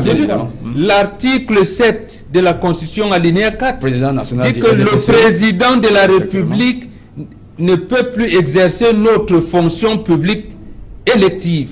Oui. Il est président de la République, il est président du RDPC. Moi, je pense que beaucoup de juristes sont d'ailleurs candidats. Oui. Dès que l'ECAM va valider les candidats, et si on valide la candidature du président Biya, là, il faudrait qu'un candidat saisisse le Conseil constitutionnel pour nous dire... président de son parti, quand il est président de la République, il doit démissionner. C'est un débat qui existe depuis. C'est un vrai débat, mais il existe depuis que les élections présidentielles existent. Mais justement, on a un avocat ici, un brillant universitaire, je cite, Olinga. Bon, vous l'avez dit. Sylvain Chokoga. Pour terminer, Sylvain Chokoga. Professeur Olinga a d'ailleurs dit que Paul Biya n'allait pas, même s'il modifiait la constitution, il ne devait pas être candidat, parce que sur la base d'un serment, voilà, il ne devrait plus être candidat. Donc, Sylvain Chokoga, Bomboka dit des choses. Il pense que les candidats, pris séparément, peuvent faire plier Paul Biya. Ça, sans se mettre ensemble. Vous y croyez, vous? Très compliqué. Sauf que, pourquoi? Maintenant, il faut bien qu'on comprenne que les raisons qui ne peuvent pas garantir une victoire à un candidat unique ou bien à un candidat indépendant face au RDPC, qui est un parti qui est structurellement organisé, qui est dans la logique de la bataille politique. Alors, le problème de l'opposition, c'est l'absence de la mobilisation. Ça, c'est un problème fondamental.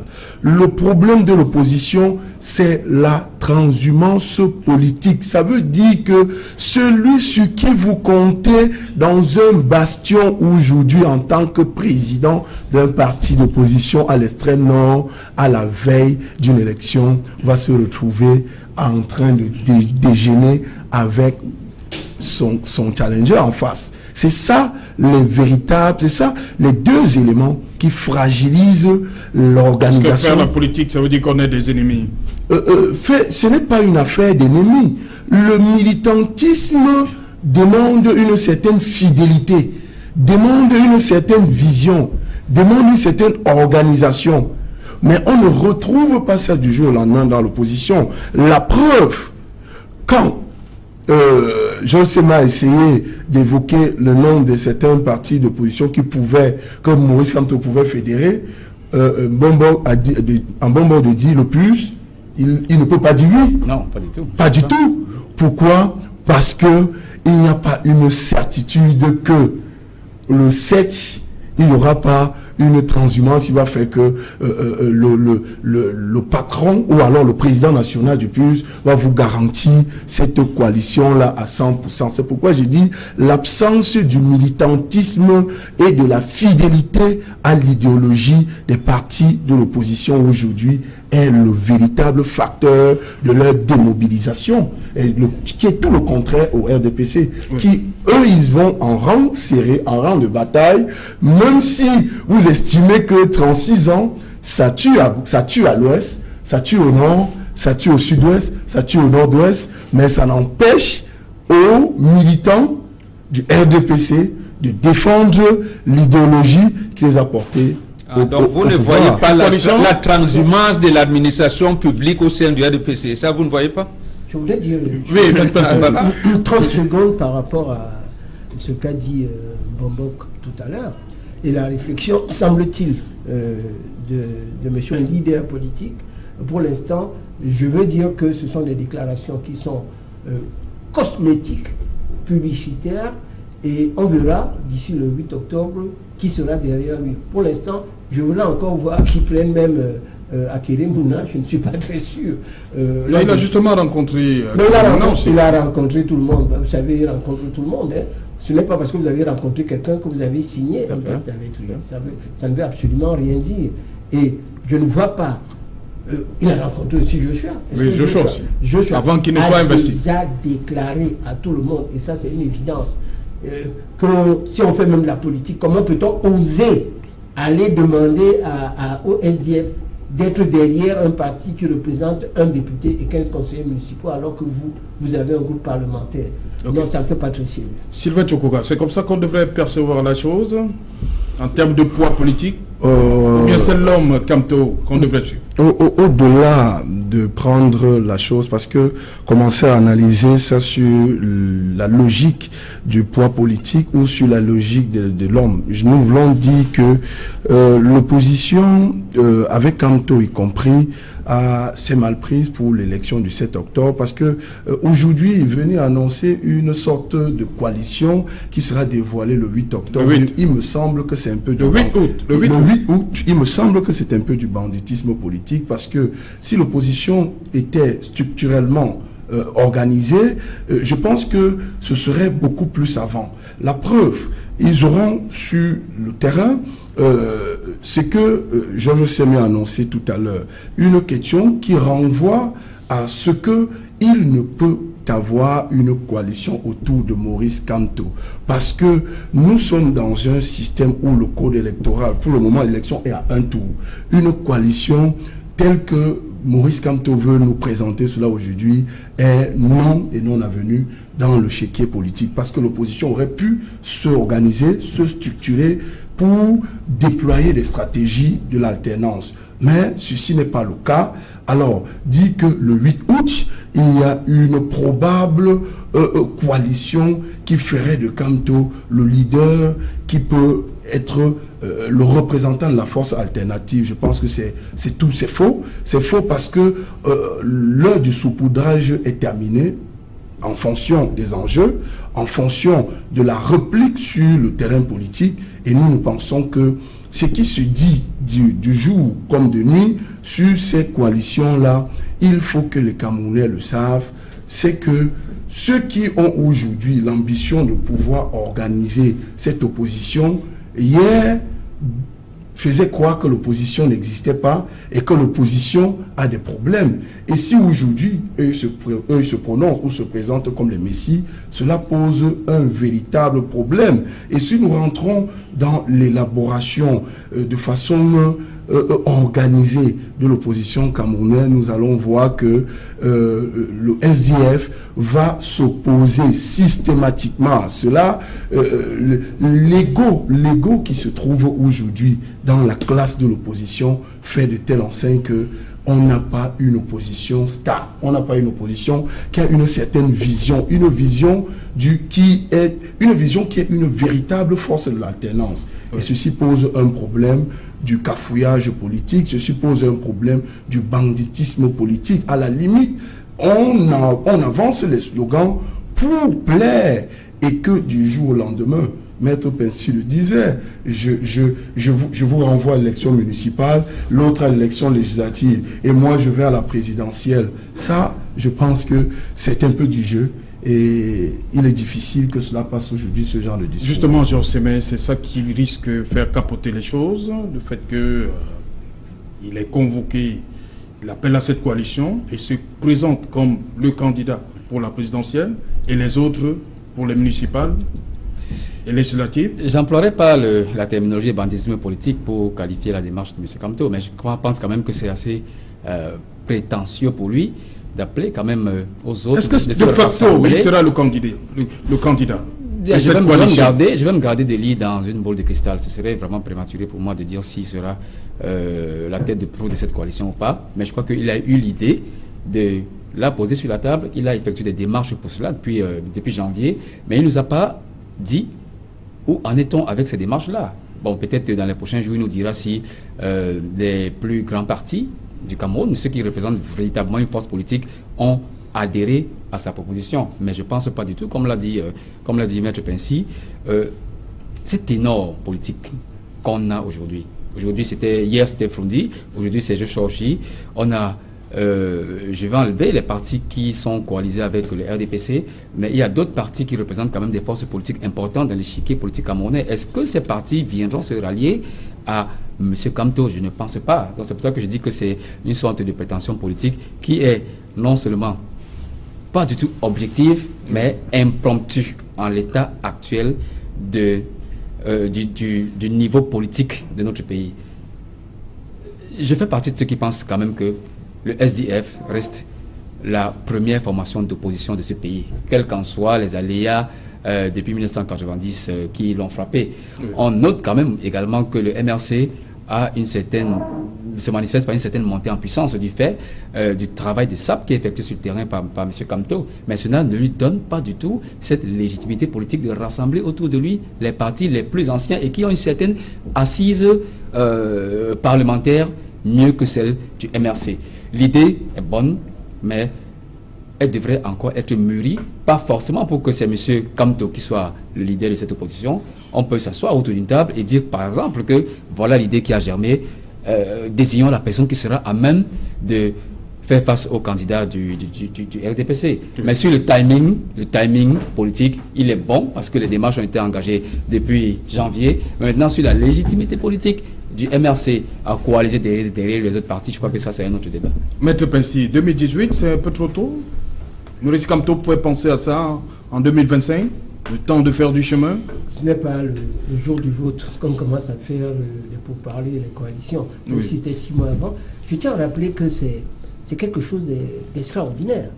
Parce que si on regarde les candidats qui sont en place, au niveau, j'allais dire, des diplômes académiques, il semblerait que ce soit Kamto qui soit celui qui a le diplôme le plus élevé. Et encore que à l'époque du président Paul Biya, les diplômes qu'il a eu, je peux le rappeler ici, il a quand même fait Sciences Po, il a un 3e cycle de droit, il a fait la forme, l'école qui était l'ancêtre de l'ENA d'aujourd'hui. Donc c'est quelqu'un qui a... Paris.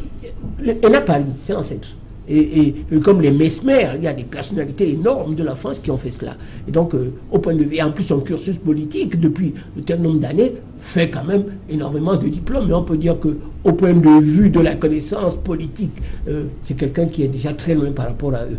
Cela dit en passant, on a vu également, par le passé, Jean-Jacques Ekindi, polytechnicien de Paris, ingénieur des mines, aller dans une réunion avec John Frondi et tout le monde. On se souvient, il y a une vingtaine d'années, pour déclarer qu'il faut qu'on passe au vote avec les dames Dioya. Par ailleurs, docteur en droit, et l'ancien ministre de l'Éducation nationale, pour dire qu'il faut passer au vote.